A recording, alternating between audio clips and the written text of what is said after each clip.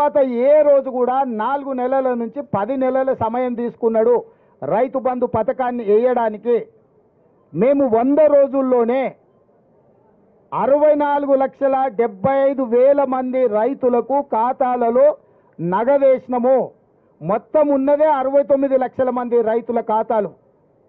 Already 65 లక్షల ఖాతాలలో రైతు బంధు పథకాన్ని పూర్తి చేసినాము. నేను సూటిగా చంద్రశేఖరరావు గారికి సవాలు విసురుతున్నా. అధికారిక లెక్కలు ఉన్నాయి. 64,75,581 రైతుల ఖాతాలలో రైతు బంధు పథకము మేము వేయడం జరిగింది. ఇక మిగిలింది 4 లక్షల చిల్లర మాత్రమే. ఒకవేళ ఈ లెక్కలలో తప్పులు ఉంటే మీరు ఏ శిక్ష విధించినా మేము ఆ శిక్షను అనుభవించడానికి సిద్ధంగా ఉన్నాము. మేము చెప్పిన లెక్కలు నిజమైతే తెలంగాణ రైతాంగానికి నువ్వు ముక్కు నేలకు రాసి క్షమాపణ చెప్తావా అని చెప్పి నేను వారిని అడుగుతున్నా. ఇక విద్యుత్ గురించి మాట్లాడాను. ఆయన సూర్యాపేటలో మాట్లాడుతుంటే మైక్ ఆగింది. అసలు ఎంత సిగ్గులేనోడంటే నేను మళ్ళీ విద్యుత్ అధికారులు అడిగిన. విద్యుత్ అధికారులు చెప్పాను, సార్ ఆయన ఉన్న ఏరియాలో కదా సూర్యాపేట టౌన్లో ఏ సబ్ స్టేషన్లో కూడా 30 సెకండ్లు కూడా కరెంటు పోలేదని అధికారిక లెక్కలు చెప్పినాయి. ఆయన పెట్టుకున్నది కూడా జనరేటర్తో పెట్టుకున్నాడు. ఆయన పెట్టిన మైకు ఆడ పెట్టిన సమావేశాన్ని కరెంటు కనెక్షన్ లేదు, జనరేటర్ కనెక్షన్ ఉంది. నీ జనరేటర్లో ఎవడు పుల్ల పెట్టిండో, నీ పార్టీలో ఎవడు కట్టే పెట్టిండో, ఆ 3 అడుగుల జగదీశ్వర్ రెడ్డి పడనోళ్ళు ఆ జిల్లాలో బొచ్చడి మంది ఉన్నారు. ఎవడు ఆ కనెక్షన్ వీకిండో, ఎవడు కనెక్షన్ పెట్టిండో ఎవడికి తెలుసా? నీ దాంట్లో ఉన్న బొక్కలు నువ్వు చక్కగా చూసుకోక ఇక చూసినావు కరెంటు కాంగ్రెస్ వాళ్ళు తీసిరని. చంద్రశేఖరరావు, నేను నీకు ఒక మాట చెప్పదలుచుకున్నా. 10 ఏళ్ళు మేము ప్రతిపక్షంలో ఉన్నాం. ఏ ఒక్క రోజైనా రైతుల విషయంలో కానీ, విద్యార్థుల విషయంలో కానీ, నిరుద్యోగుల విషయంలో కానీ మేము ఏదైనా కార్యాచరణ తీసుకుంటే మమ్మల్ని ఇళ్లలో నుంచి బయటకన్నా వెళ్ళనిచ్చినవా?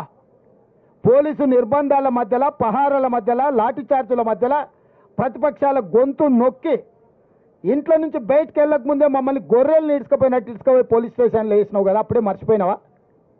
మేము ప్రజాస్వామ్యాన్ని నమ్ముతాం, విశ్వసిస్తాం కాబట్టి నీ పర్యటనకు మొత్తానికి ప్రభుత్వమే ఏర్పాట్లు చేసింది. నీ పార్టీ కార్యకర్తలు ఎవడు ఏర్పాట్లు చేయలే. కంప్లీట్గా నీకు రక్షణ కల్పించి ప్రధాన ప్రతిపక్ష నాయకుడికి ఎక్కడికైనా వెళ్ళని, ప్రజల్ని కలవని, ప్రజా సమస్యల మీద మొదటిసారి బయటకు వచ్చిండు. కనీసం ఇట్లనే ఆయన పాపాలు అడుక్కుంటాడేమో అని చెప్పి అన్ని ఏర్పాట్లు మా మంత్రివర్గం ఏర్పాటు చేసింది. ప్రతి క్షణం నేను ఎక్కడ కూడా ప్రతిపక్ష నాయకుడికి ఇబ్బంది కలగొద్దని మా పోలీస్ అధికారులకు సూచనలు చేసుకుంటే ఆయన పర్యటన అంతా జరగనిచ్చిన. ఒకవేళ మేమే అనుకుంటే నువ్వు ఇంట్లోకి వెళ్ళి బయటకు వెళ్తుంటావా చంద్రశేఖరరావు? మొట్టమొదట నువ్వు ప్రజల దగ్గరికి వెళ్ళడానికి, కలవడానికి, ప్రతిపక్ష నాయకుడిగా నీ బాధ్యత నెరవేర్చడానికి అన్ని రకాలుగా సహకరించినందుకు మా ప్రభుత్వానికి కృతజ్ఞత చెప్పాలి. రెండవది, నీ పాపాలు కడుక్కోవడానికి ప్రజల దగ్గరికి వెళ్ళినావు. నీ పార్టీ ఖాతాలో 1500 కోట్ల రూపాయల దోపిడీ సొమ్ముంది.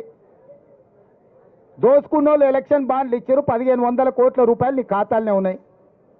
ఆ పాపం సొమ్ము ఒక 100 కోట్లు ప్రజలకు వంచిపెట్టినుంటే ఆ నష్టపోయిన రైతులకు అంతో ఇంతో 100 కోట్ల ఆర్థిక సాయం నీ పార్టీ ఖాతా నుంచి ఇచ్చినుంటే నిజంగానే ఈ రైతుల పట్ల నీకు సానుభూతి ఉంది, నిజంగానే రైతులు పంట నష్టపోయారు, దీన్ని ఏమన్నా సరిదిద్దాలని నీ ఆలోచన ఉన్నదని ప్రజలు అనుకునేటోళ్ళు.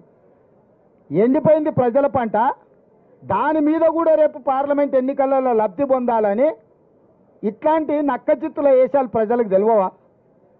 ఎన్నికలు లేకపోతే నువ్వు బయటకు వస్తుంటివా చంద్రశేఖరరావు? ఎన్నికలు ఉన్నాయి కాబట్టి ఈరోజు బయటకు వెళ్ళిండు.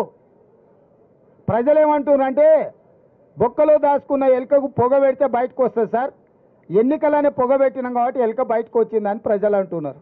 మేమేం అనదలుచుకోలే. నువ్వు ప్రతిపక్ష నాయకుడు, చెయ్యి ఇంకా బాగా తిరుగు, ప్రజలలో ప్రజల సమస్యలు తెలుసుకో, నివేదికలు తీసుకురా, ఇవ్వు ప్రభుత్వానికి. నీ సూచనలు ఏమైనా ప్రజలకు ఉపయోగపడతాయంటే 100% మా ప్రభుత్వం వాటిని స్వీకరిస్తుంది. అంతే తప్ప బరితెగించి 100 రోజుల్లోనే ఈ ప్రభుత్వం విఫలం చెందింది, ఈ ప్రభుత్వం కూలాలే, ఈ ప్రభుత్వం కాలాలే, ఈ ప్రభుత్వం పోవాలి, ఏం శాపనార్థాలు చంద్రశేఖరరావు? నువ్వు 10 ఏళ్ళు ఉన్నావు, మేము ఎప్పుడన్నా అట్లా అన్నామా నిన్ను? అంటే అస్సలు అస్సలు ఆయనకు ఆగుతలేదు అధికారం పోయింది అని అంటే ఇక ఎట్లనైనా వేసి తొండో మొండో ఎవరి కాళ్ళైనా పట్టుకొని కుర్చీలో కూర్చోవాలనుకుంటున్నావు, అంత ఆశమాశ అనుకుంటున్నావా? అందుకే విద్యుత్ విషయంలో కానీ, సాగునీరు విషయంలో కానీ, రైతు బంధు విషయంలో కానీ, రైతు బీమా విషయంలో కానీ, గిట్టుబాటు ధర విషయంలో కానీ వరి కోతలు మొదలై ఇంకా పూర్తి స్థాయిలో కానేలేదు. అప్పుడే 7,000 పైచీలకు కొనుగోలు కేంద్రాలను ఐకేపీ కేంద్రాలు మేము తెరిచినాం. వాళ్ళు అసలు తెరవనే లేదంటూ. ఇప్పుడు ఆపరేషన్ లేకుండానే మోకాళ్లకు ప్లాస్మా ట్రీట్మెంట్. మీ ఆర్థోపెడిక్ సమస్యలన్నిటికీ రోబోటిక్ టెక్నాలజీ ద్వారా తక్కువ ఖర్చుతో శాశ్వత పరిష్కారం. Free consultation. ప్రతి ట్రీట్మెంట్ పై 20% డిస్కౌంట్. ఈ ఆఫర్ కొద్ది రోజులు మాత్రమే. త్వరపడండి. V9 hospitals 9281465842.